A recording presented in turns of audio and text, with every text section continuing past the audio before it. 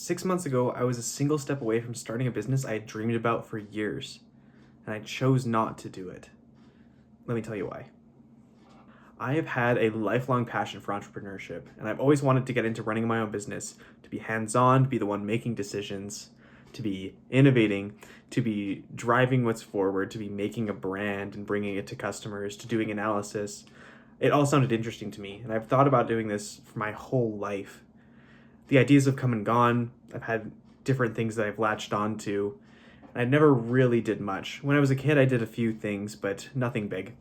6 months ago, I was about to graduate university, and I think I had a fear of the 9 to 5 grind. It didn't sound very interesting to me, and there's not a ton of opportunity for what I studied in my hometown, but I was going to be staying in my hometown. When I was 15, I was hired by a local movie theater to work just in concession there, and I loved working at the movie theater. There was something fun about how fast-paced it was, but also the simple parts of just concession food to make. I quite enjoyed that. And this business idea was built on what I learned working at the movie theater. I'd also lived in a few other places, and I saw this industry, which was gourmet sodas, growing rapidly around the country and around North America. I think there's something almost intoxicating about chasing a rapidly growing industry, right? Like right now we're seeing that with AI. There's always a new startup every day. There's hundreds of those, I think. But with what I was seeing, gourmet soda, I love soda, and this was something that was growing rapidly. It was something that didn't require a lot of skills up front, which was quite important to me because I had training in finance, but nothing with any specific skill set.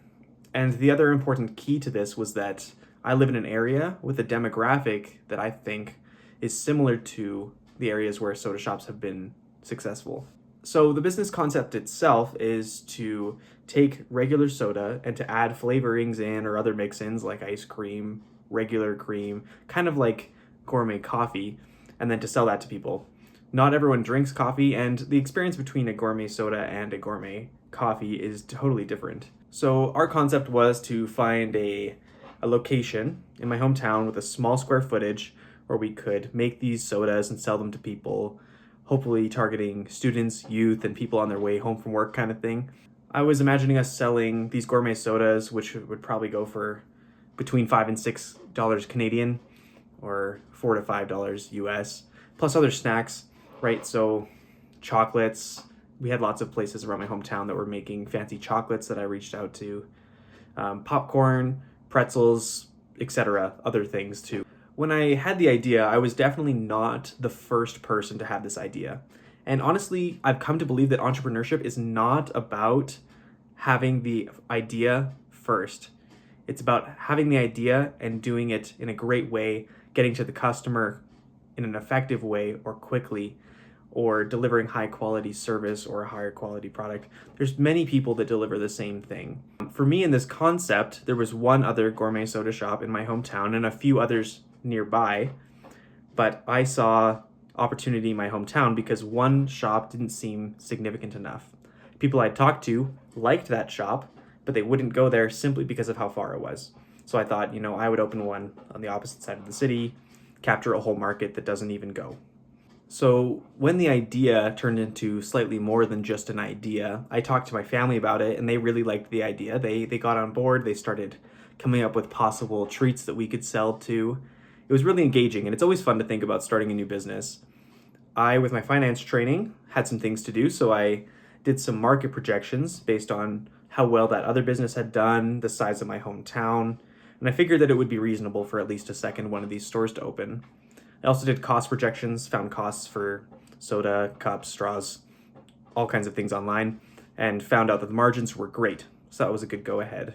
The part that I found really fun was looking for possible locations, just going on realtor websites, looking at commercial real estate around, and then I started actually calling realtors, and me and my family went and checked out a couple locations. But for me, just coming out of university, part of my problem is that I don't have much capital, right? I've got my student loans, I can't put much forward. I could maybe get some bank financing and maybe some investors, but I wanted to own a significant portion of the business, so capital was difficult. And when we started looking, lots of these potential locations were just empty rooms. They would need renovations to install whole kitchens, bathrooms, heating and cooling, etc. It would be several $100,000 that I didn't have to renovate one of these locations. But then luck joined my side and made the experience even more exhilarating. There was a company in the area where I wanted to open that had just gone out of business. And this was really fortunate for me because they had already renovated it for fast food. So I didn't need to renovate for a kitchen or bathrooms or anything. That whole startup cost wasn't there. It made it way more possible of an idea. And it actually felt like it could, like this business could really happen now because this opportunity had just come along for me. So I jumped right on it. I talked to the realtor and I started talking with the landlord as well about securing this location for my future business. From this point of having a potential location, things moved very quickly because if I'm in talks with a realtor about renting this location, I need to have financing ready to go, my business plan, etc., etc. And I had a couple banks, 2 of them, that were willing to give me the loans that I needed to start the company. So I had the money that I needed. It was also quite fun to start building a brand.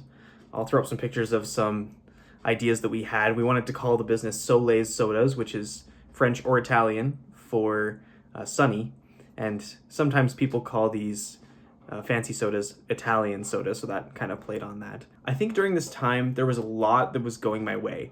It felt fantastic. Like I was so fulfilled. I was so engaged in starting this business that I'd always want to do. And perhaps some of this was confirmation bias, right? Driving me forward, making me feel like this is what I needed to do.